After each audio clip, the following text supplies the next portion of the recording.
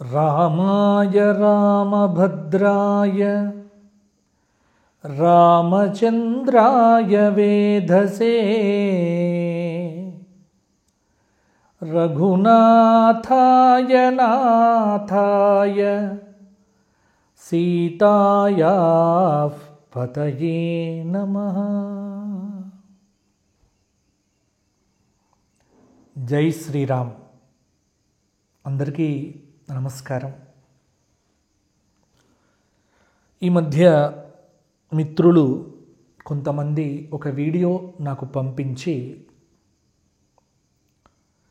ఆ వీడియోలో రామేశ్వర ప్రతిష్ఠ రామచంద్రుడు చెయ్యలేదు, ఇది అబద్ధము, అసలు రామేశ్వరానికి రాముడికి సంబంధము లేదు అని శ్రీమద్ పరమహంస పరివ్రాజకాచార్య వర్యులు చిన్నజీయర్ స్వామి వారు చెప్పిన ఒక వీడియోను పంపించి, గురువుగారు ఇది నిజమా, దీని మీద మీ అభిప్రాయం ఏమిటి అని అడిగారు. అందుకే దాని మీద మాట్లాడదామని ఈ వీడియో చేయడం జరుగుతోంది. ఇక్కడ ఒక విషయమును నిరూపణ చెయ్యాలి అంటే చాలా విషయములు ప్రమాణముగా స్వీకరించాలి. మేము తీసుకున్నవి మాత్రమే మాకు ప్రమాణములు, మిగతావి ఏవి మాకు ప్రమాణములు కాదు అంటే అది వితండవాదమవుతుంది, అది జల్పము అని పిలువబడుతుంది, దానికి వాదము అనే పేరు ఉండదు. నిజానికి అసలు వాల్మీకి రామాయణంలో రామేశ్వరానికి సంబంధించిన విషయము లేదు అనే మాట విన్నాము. ఇది తప్పు. వాల్మీకి రామాయణంలో యుద్ధకాండలో 123వ సర్గలో 20వ శ్లోకం ఏమిటి? అత్ర పూర్వం మహాదేవః ప్రసాదం అకరోద్విభుః ఏతత్తు దృశ్యతే తీర్థం సాగరస్య మహాత్మనః సేతుబంధ ఇతి ఖ్యాతం త్రైలోక్యేన చ పూజితం ఏతత్ పవిత్రం పరమం మహాపాతకనాశనం.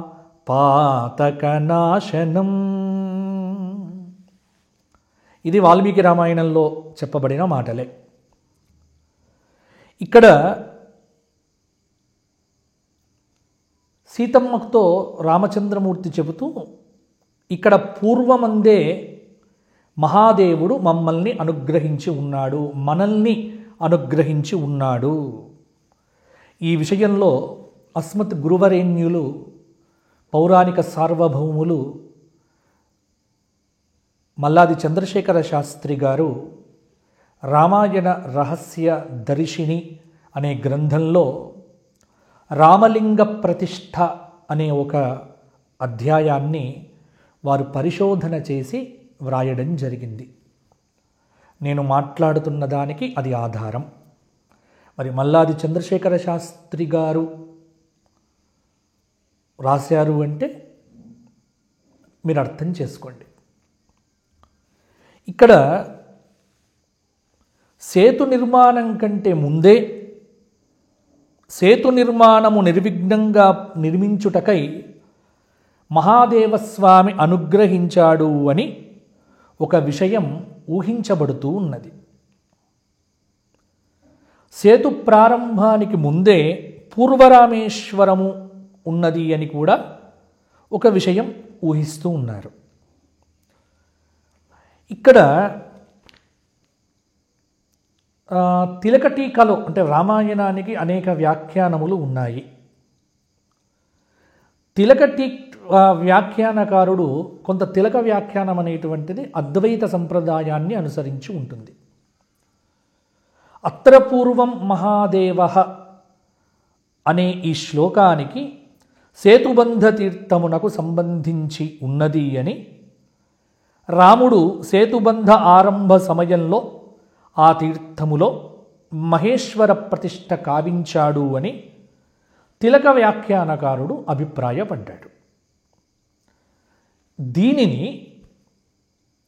గోవిందరాజీయ వ్యాఖ్యానమునందు నిరాకరణ చేశారు. ఎందుకంటే వారికి అది అంగీకార యోగ్యము కాదు కాబట్టి. ఇక్కడ వారు ఏం చేసినారు అంటే, మహాదేవ అనేటువంటి శబ్దానికి సముద్రుడు అని అర్థం చెప్పారు. అత్ర పూర్వం మహాదేవ అంటే ఇక్కడ మహాదేవ శబ్దము ఈశ్వర సంబంధమైన ప్రయోగము కాదు, ఇది సముద్రుడికి సంబంధించినటువంటి పదము అని, మహాంశ్చాసౌ దేవ మహాదేవ అని యోగము చేత సముద్రుడు అని అర్థం చెప్పారు. అస్మిన్ మహత్యర్ణవే అని మంత్రలింగం వల్ల వేద నిఘంటువులో మహచ్చబ్దానికి ఉదకము అనేటువంటి అర్థము కనబడటం వల్ల ఇలా అనేటువంటిది చెప్పడం జరిగింది. కానీ ఎంత చెప్పినప్పటికీ లోకంలో మహాదేవుడు అంటే మీకు అందరికీ ఎవరు గుర్తొస్తారండి? ఈశ్వరుడు తప్ప రూఢ్యర్థముగా శివుడు కాక ఇంకెవరు ఉంటారు? అష్టమూర్తిలో ఉన్నటువంటి జలము ఆయన కాదా? అందుకే మహాదేవం మహాపురుషం వా అర్చయేత్ కల్పసూత్రం ఇది. వామదేవో మహాదేవో విరూపాక్షస్త్రిలోచన, ఇది అభిధాన కోశంలో చెప్పబడినటువంటి రూఢ్యర్థము. శంకరుడే మహాదేవుడు అంటే ఇన్ని కోశములు ఇన్ని ప్రమాణములను బట్టి చూస్తే శంకరుడే, అక్కడ శంకరుడు తప్ప సముద్రుడు అనేటువంటిది అది యథార్థమైనటువంటిది కాదు. ఇక్కడ మహాదేవ ప్రసాదేన పిత్ర మమ సమాగమ అని రామమూర్తి చెప్తున్నాడు. కాబట్టి ఇక్కడ మహాదేవ ప్రసాదం అంటే శివప్రసాదమే. మహాదేవ శబ్దానికి సముద్ర శబ్దం తీసుకోవడం అనేటువంటిది ఏమాత్రము సరి అయినటువంటిది కాదు. ఒకసారి ఆలోచన చేస్తే కాళిదాస కవి కూడా రాస్తాడు, హరిర్యథైక పురుషోత్తమ స్మృత మహేశ్వరస్త్ర్యంబక ఏవ నాపరః తథా విదుర్మాం మునయ శతక్రతుం ద్వితీయగామి నహి శబ్ద ఏషనః. కాబట్టి ఇక్కడ మహాదేవ శబ్దం అనేటువంటిది ఈశ్వరుడికి తప్ప ఇంకా ఎవరికి మనం చెప్పటం కుదరదు. కాబట్టి ఇక్కడ అప్పయ్య దీక్షితుల వారు కూడా, మీకు అప్పయ్య దీక్షితుల వారు కూడా రామాయణ తాత్పర్య సంగ్రహంలో అప్పయ్య దీక్షితుల వారు కూడా దీని మీద చెప్పినారు. యస్యాసతేస్మ శిబిరం శివదక్షిణాగ్రే కుక్షింగతే జలనిదేహ నలసేతు కృత్యై తస్మిన్ జగద్విదిత భూమని సేతు వందే పూర్వం ప్రసన్న ఇతి చ త్వయి భక్తి మూచే. ఎంత అద్భుతంగా రాశారండి. అంటే ఇక్కడ మరి పెద్దవారు అలా ఎందుకు మాట్లాడారో నాకు తెలియదు, కానీ వారు ఒక ఫ్లైట్ ఎక్కి ఎక్కడ ల్యాండ్ అయ్యారు. ఈ ఫ్లైట్లు ల్యాండ్లు కొంత ఆ శబ్దము మరి ఎందుకో రాముడు అసలు అక్కడికి రానే రాలేదు అనేటువంటి మాట. కానీ పురాణముల యందు ఒక మాట ఉంది, ప్రతికల్పం భవేద్రామః. ప్రతి కల్పంలో రామావతారం జరుగుతుంది అని పురాణ ప్రసిద్ధి. ఇప్పుడు శ్వేతవరాహ కల్పము కంటే పూర్వకల్పమైనటువంటి కల్పంలో సేతువుకు దక్షిణాగ్రమందు లక్ష్మీకల్పంలో సేతుబంధనం అనేటువంటి స్థానంలో మనల్ని అనుగ్రహించాడు అనేటువంటి సంగతిని గుర్తు చేశారు. కాబట్టి ఇక్కడ పురాణ సమన్వయం ఎట్లా ఉంటుంది అంటే, ఇప్పుడు మేము వాల్మీకి రామాయణంలోదే తీసుకుంటాము అన్నప్పుడు ఈ శ్వేతవరాహ కల్పానికి సంబంధించిన వాల్మీకి రామాయణం ఇప్పుడు ఏదైతే మనకు దొరుకుతూ ఉన్నదో ఆ వాల్మీకి రామాయణ ప్రకారం తీసుకున్నప్పుడు కూడా అక్కడ సీతమ్మకు చూపిస్తూ అత్ర పూర్వం మహాదేవ ప్రసాదం అకరోద్విభు అనేటువంటి మాట చెప్పడం వెనుక చాలా విశేషమైనటువంటి తాత్పర్యం ఉన్నది. ఇక్కడ మన పాండిత్యము చేతనో శబ్ద విజ్ఞానము చేతనో కాదండి, భక్తితో అర్థం చేసుకోవాలి. పోనీ ఇప్పుడు మీకేమం కావాలి, దీనికి ప్రమాణం లేదా? ఎందుకు ప్రమాణం లేదు? కూర్మ పురాణంలో రామాయణ ఉపాఖ్యానంలో రావణ వధ అనంతరము అయోధ్యకు వెళుతూ రామమూర్తి శివప్రతిష్ఠ చేసినట్టుగా చాలా వచనాలున్నాయి. ఈ ప్రమాణాలు నా దగ్గర ఉన్నాయి, మా గురువుగారు తీసిపెట్టారు. కూర్మ పురాణంలో 29వ అధ్యాయంలో 50వ శ్లోకం, సేతు మధ్యే మహాదేవం ఈశానం కృత్తివాససం స్థాపయామాస తల్లింగం పూజయామాస రాఘవః తస్య దేవో మహాదేవః పార్వత్యా సహ శంకరః ప్రత్యక్షమేవ భగవాన్ దత్తవాన్ వరముత్తమం. ఏ త్వయా స్థాపితం లింగం ద్రక్ష్యంతే తే ద్విజాయతః మహాపాతక సంయుక్తాః తేషాం పాపం వినశ్యతి అన్యాని చైవ పాపాని స్నాతాస్యాస్య మహోదధౌ దర్శనాదేవ లింగస్య నాశం యాంతి న సంశయః యావత్ స్థాస్యంతి గిరయః యావదేవ చ మేదిని. ఇక్కడ ఇంత ప్రత్యక్షంగా పురాణ ప్రమాణాలు కనిపిస్తున్నప్పుడు రామేశ్వర క్షేత్రం అబద్ధం, అక్కడ రాముడు రామలింగ ప్రతిష్ఠ చెయ్యలేదు అని చెప్పటం ఏమాత్రం సముచితం కాదు. ఒకవేళ మీకు నచ్చకపోతే మీరు మాట్లాడకండి, ఆ క్షేత్రానికి రాకండి. కానీ కొన్ని కోట్ల మంది పవిత్రమైన భక్తిభావనతో ఆరాధన చేస్తున్నటువంటి క్షేత్రమును ఇప్పుడు మీరు పూర్తిగా ఇది అబద్ధము, ఇది కల్పితము అనేటువంటి మాటలు మాట్లాడితే చాలామందికి బాధ కలుగుతుంది. ఆ బాధతోనే నేను చెబుతూ ఉన్నాం. కాబట్టి దీనిలో మేము ఏదో దూషణ చేస్తున్నామని మాత్రం అనుకోవద్దు. మాకు చాలా పూజ్యనీయులు వారు, పెద్దవారు. కాబట్టి వారిని, ఎందుకంటే పూర్తిగా అధ్యయనం చేసి ఈ విషయంలో చాలాసార్లు నేను మాట్లాడకూడదు అనుకున్నాను, కానీ ఇప్పుడు మాట్లాడే సందర్భం వచ్చింది. లేకపోతే ఇన్ని ప్రమాణాలు ఉన్నప్పుడు ప్రమాణమే లేదంటే ఎట్లా? ఇది లక్ష్మీ కల్పంలోనో ఇతర కల్పాల్లోనో కల్పభేద సమన్వయం అనేటువంటిది తీసుకుంటే తప్పేముంది? ఇక్కడ ఇంకోటి, రావణ వధ వల్ల కలిగినటువంటి బ్రహ్మహత్యాపాప నివృత్తికై అనేటువంటి మాట ఇప్పుడు వీళ్ళెవ్వరికీ నచ్చదు. కారణం ఏమిటి అంటే, వీరి వాదన రావణుడు దుర్మార్గుడైన తరువాత మరల రావణుణ్ణి చంపటానికే ఇక్కడ రామావతారం వచ్చింది కదా, రావణుడంతటి దుర్మార్గుణ్ణి చంపితే అది బ్రహ్మహత్యా శాపం ఏమిటి? ఇక్కడ లాజిక్కులొద్దు, ఇది లాజిక్కులతో తేలే అంశం కాదు. పురాణములు ఏవైతే ఉన్నాయో శాస్త్రములను అనుసరించి సమన్వయంగా వెళ్ళాలి తప్ప ఇది ఒక లాజిక్ లాగా మాట్లాడుతూ ఉన్నారు. ఈ విషయంలో కొంతమంది పెద్దలు మాట్లాడినటువంటి మాటలు కూడా ఆక్షేపణీయమే. మరి ఒక మాట నేను అడుగుతా, భాగవత పురాణం మీరు తీసుకుంటే 6వ స్కంధంలో మీకు 6వ స్కంధంలో 9వ అధ్యాయం చదవండి భాగవత పురాణం. దానిలో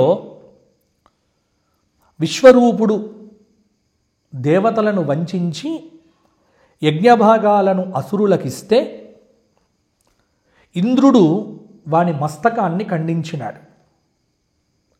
అప్పుడు ఇంద్రుడికి బ్రహ్మహత్యాం అంజలిన జగ్రాహ యదపీశ్వర. ఇది మీకు ఎక్కడ వస్తుంది? 6వ స్కందంలో 9వ అధ్యాయం భాగవత పురాణ ప్రమాణం. ఆయనకి ఇక్కడ ఇంద్రుడికి కూడా విశ్వరూప వధ చేసిన తరువాత, మరి అక్కడ విశ్వరూపుడు కూడా అసురుడే, అసుర పని చేసినాడు. కానీ చేసింది అధర్మమే, అసురులకు యజ్ఞభాగం ఇవ్వటం. కానీ బ్రహ్మహత్యా పాపం మరి ఆయనకి ఎందుకు వచ్చిందండి? ఇంద్రుడికి. ఆ ఇంద్రుడికి బ్రహ్మహత్యా పాపం వస్తేనే కదా ఆయన సంవత్సరాంతే తదగం భూతానాం సవిశుద్ధయే భూమ్యం బుద్రుమయోషిద్ అని ఆయన స్పష్టంగా చక్కగా భూమికి, అలాగే జలములకు, వృక్షానికి, స్త్రీలకు బ్రహ్మహత్యా పాతకాన్ని పంచినట్టు ఇది వేదంలో కూడా ప్రమాణం ఉంది కదా. మరి ఇక్కడ బ్రహ్మహత్య తప్పంటారా? ఇప్పుడు రావణాసురుడంతటి దుర్మార్గుడు చంపిన తర్వాత హత్యా దోషం ఏంటి? ఇది లాజిక్ కాదు. ఇక్కడ దుర్మార్గుడైనప్పటికీ కూడా అతడు మామూలు వాడు కాదే. ఎంత గొప్పవాడైనా సరే ఒక తప్పు చేస్తే శిక్ష పడుతుంది. వాడు బ్రాహ్మణుడైనా ఇంకొక్కడుడైనా. అటువంటప్పుడు మరి బ్రాహ్మణుడైనటువంటి రావణాసుర వధ రామచంద్రమూర్తి చేశాడు అన్నప్పుడు ఇది లాజిక్తోని నిర్ణయం చేసేది కాదు. శాస్త్రము శాస్త్రమే. ఎందుకు చెప్పారు. ఇదే భాగవతంలో అశ్వత్థామను చంపాలి అని భీముడు పిడికిటిపోటుతో వస్తూ ఉంటే ఒక మాట చెప్పాడే కృష్ణ భగవానుడు, వేదం ఏం చెప్పిందో అది నీకు ప్రమాణం. వేదములో స్త్రీని బ్రాహ్మణుడిని చంపటం లేదు కదా.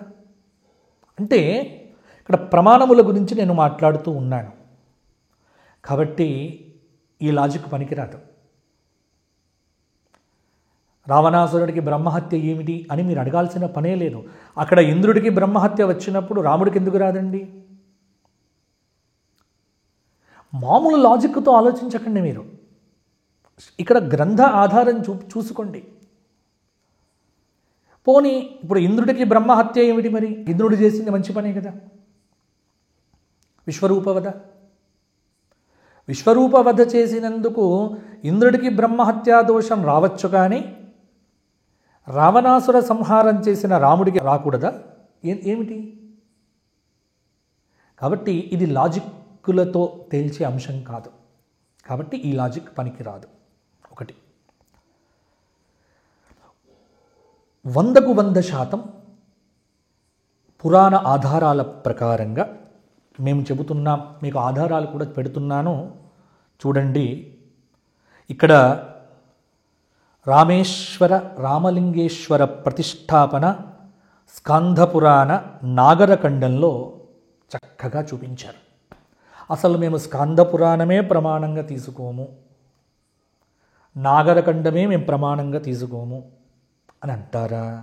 కూర్మపురాణం తీసుకోండి. కూర్మపురాణం అయితే తామస పురాణం కాదు కదా. కూర్మపురాణంలో 50వ అధ్యాయంలో 29వ శ్లోకం చూడండి. కాబట్టి ఇక్కడ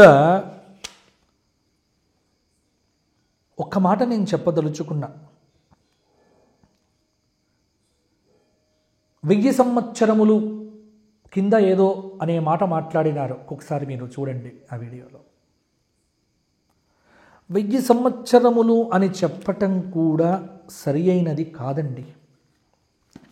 ఎందుకు కాదు అంటే ఇక్కడ శంకర భగవత్పాదుల వారు శంకర విజయంలో,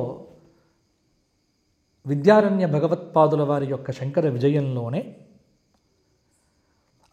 15వ సర్గలో ఆదిశంకరాచార్యుల వారు కూడా అభిపూజ్య సతత్ర రామనాథం సహ పాండ్యైః స్వవశే విధాయ చోళాన్ ద్రవిడాంశ్చ తతో జగామ కాంచీం నగరీం హస్తిగిరేర్నితంబకాంచీం అని శంకరుడు కూడా రామేశ్వరంలో రామేశ్వర ఆరాధన చేసినట్టుగా, అందుకే శంకర భగవత్పాదుల వారు కూడా రామేశ్వరం రామకృత ప్రతిష్టం కామేశ్వరీ భూషిత వామభాగం మహేంద్రనీలోజ్వల ద్యుతికిరీటం భీమేశ్వరం త్వామిహ పూజయామి. శ్రీరాముని చేత ప్రతిష్టాపన చేయబడిన, కామేశ్వరి చేత అలంకరించబడిన వామభాగము కల ఓ రామలింగేశ్వర, భీమేశ్వర అని ఇక్కడ శంకర విజయంలో కూడా మనకు కనిపిస్తూ ఉన్నది. మరి శంకర విజయం ఆదిశంకరాచార్యుల వారు పూజ చేశారు అంటే మరి 1000 సంవత్సరాలు కింద అంటే ఎన్ని సంవత్సరాలు అయింది ఆదిశంకరుల వారిది చెప్పండి. ఇలా నిరూపణ చేస్తే చాలా ప్రమాణాలు ఉన్నాయి. అందువల్ల రామలింగ ప్రతిష్ఠ రామేశ్వర క్షేత్రంలో రామచంద్రమూర్తి చేసినది యథార్థము. ఇది కల్పితం కాదు. దీనికి చాలా ప్రమాణములు పెద్దలు చూపించి ఉన్నారు. నేను ప్రమాణపూర్వకంగానే మాట్లాడుతున్నాను. మేము ఆ ప్రమాణములను స్వీకరించము, మేము చెప్పిందే ప్రమాణము, మేము నమ్మిందే గ్రంథము అనేటువంటి వారితో వాదించలేము. ఒకవేళ మీకు నచ్చదు, మాకు రామేశ్వరం ఇష్టము లేదు, మీరు మాట్లాడకండి, మీరు ఆ క్షేత్రంకు రాకండి, మీరు దర్శనం చేసుకోవద్దండి. కానీ క్షేత్రమే అబద్ధం అంటే ఎట్లా? ఇవాళ భారతదేశంలో అస్తిత్వం కోల్పోమా మనం? కొన్ని లక్షల దేవాలయాలు ఉన్నాయండి రామలింగేశ్వరుడి పేరుతో. మా ధర్మపురి గ్రామంలోనే లక్ష్మీ నరసింహస్వామి వారి దేవాలయం పక్కకే రామప్రతిష్ఠ అని చెప్తారు అక్కడ. ఇటువంటి దేవాలయాలు ఆంధ్ర, తమిళనాడు, తెలంగాణ అన్ని చోట్ల రామలింగేశ్వర ఆలయం కీసరగుట్టలో ఎన్ని దేవాలయాలు ఉన్నాయి? కాబట్టి ఇప్పుడు రామలింగేశ్వరుడు అని అనకూడదా? రాముడు లింగ ప్రతిష్ఠ చేయకూడదా? ఏమిటి దీంట్లో తప్పేమిటి? కాబట్టి ఈ అంశంలో ఒకటి మాత్రం చెబుతున్నాను. ఎవరైనా సరే, పెద్దవారైనా, మా భారతీ తీర్థస్వామి వారు శృంగేరి జగద్గురువులు ఎప్పుడు తమిళనాడు పర్యటనకు వెళ్ళినా రామేశ్వరానికి వెళ్తారు తప్పకుండా. అక్కడ శంకర మఠం కూడా ఉంది. పూర్వాచార్యులంతా కూడా అక్కడ ఆరాధన చేసి వచ్చిన వారు. మా పరంపర అది. మా పరంపరలో మాకు ఒక ప్రముఖమైనటువంటి స్థానము రామేశ్వరము. రామేశ్వర కాశీయాత్ర చేస్తేనే ఒక విశేషమైనటువంటి ఫలం. కాశీకి రామేశ్వరానికి కూడా సంబంధం ఉంది. కాబట్టి ఇన్ని ప్రమాణాలు ఉన్నప్పుడు మీరేదో మీకు నచ్చదు, మీరు మాట్లాడకండి. ఈ విషయం గురించి నేను ఎవరితో వాదించడం లేదు. ఇప్పుడు నా మీద వెంటనే చాలామంది విరుచుక పడటానికి సిద్ధంగా ఉంటారు, కొంతమంది ఉన్నారు. కానీ నేను ఎవరికి పెద్ద సమాధానం చెప్పాల్సిన పనిలే, ఎందుకంటే ఇది మా అస్తిత్వం, మా నమ్మకం, మా ప్రమాణాలు కూడా ఉన్నాయి. ఇన్ని ప్రమాణాలు చూపించిన తర్వాత ఇవేవి మాకు ప్రమాణం కాదు, మేము నమ్మితేనే ప్రమాణం అంటే మీతో నేను మాట్లాడలేను. దయచేసి ఇంకెప్పుడు కూడా లాజిక్కులతో ఈ క్షేత్రము అబద్ధము, రాముడు లింగ ప్రతిష్ఠ చెయ్యకూడదు అని ఎక్కడైనా ఉందా? రాముడు లింగ ప్రతిష్ఠ చేస్తే నష్టం ఏంటి? ఏం పోయింది ఇప్పుడు మీ అందరికీ? తప్పేంటి? ఈ లోకంలో రామలింగేశ్వరరావు, రామలింగడు ఈ పేర్లతో లక్షల మంది ఉన్నారండి. ఇది మన అస్తిత్వం అండి. కాబట్టి దయచేసి నేను అందరికీ చెబుతున్నా, ఎవరిని నేను తప్పు పట్టట్లేదు, కానీ ఇటువంటి మాటలు మాత్రం దయచేసి మాట్లాడకండి. రామేశ్వరము మహోన్నతమైన క్షేత్రము, దీనికి పురాణ ప్రమాణములున్నాయి. మా పూర్వీకులైనటువంటి శంకర భగవత్పాద సంప్రదాయంలో ఉన్నటువంటి వారందరూ కూడా ఆరాధన చేసినారు. కొన్ని వేల సంవత్సరాల నుంచి గ్రంథముల యందు కనిపిస్తూ ఉన్నది. వాల్మీకి రామాయణంలో మీ వ్యాఖ్యానములను బట్టి ఇది నిర్ధారణ చేసేది కాదు. ఇది కల్పభేదాలను బట్టి, కల్పంలో ఉన్నటువంటి ఆఖ్యానములను బట్టి చెప్పుకునేటువంటిదే తప్ప ఇంకొకటి కాదు. సమన్వయంగా ఆలోచన చేయండి. దేశంలో కొన్ని వేల రామలింగేశ్వర క్షేత్రాలు ఉన్నాయి. కాబట్టి రాముడు ప్రతిష్ఠ చేశాడు అనేటువంటి మాటతో శివారాధన జరిగితే జరగని, ఆరాధనే కదా జరిగేది. అంతేకాని లాజిక్కులు, తేలిక మాటలు దయచేసి వద్దు. లాజిక్కులతో నిరూపణ కాదండి. లాజిక్గా మాట్లాడితే అది వాదం కాదు. శాస్త్ర ప్రమాణం ఉంది, పురాణ ప్రమాణం ఉంది. ఇన్ని ప్రమాణాలు చూపించిన తర్వాత కూడా మాకు ఇవేవి ప్రమాణము కాదు అంటే ఇక నేనేం మాట్లాడలేను. కాబట్టి ఆస్తికులందరికీ కూడా నేను ఒకటే మాట చెప్తున్నాను, రామేశ్వరము ముమ్మాటికి రాముడు ప్రతిష్టాపన చేసినటువంటిది క్షేత్రమే. ఇది పురాణ ప్రమాణము, పురాణ ప్రసిద్ధి ఉంది.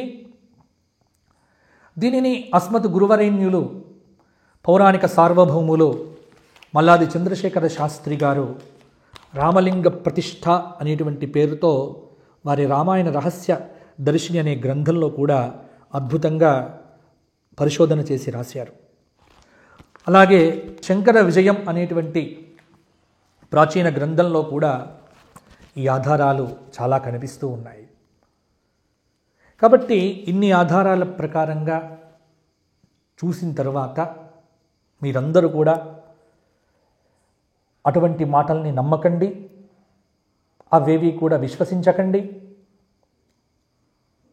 రామేశ్వర క్షేత్రము ముమ్మాటికి రాముడు ప్రతిష్ఠ చేసిన శివలింగమే. జై శ్రీరామ్.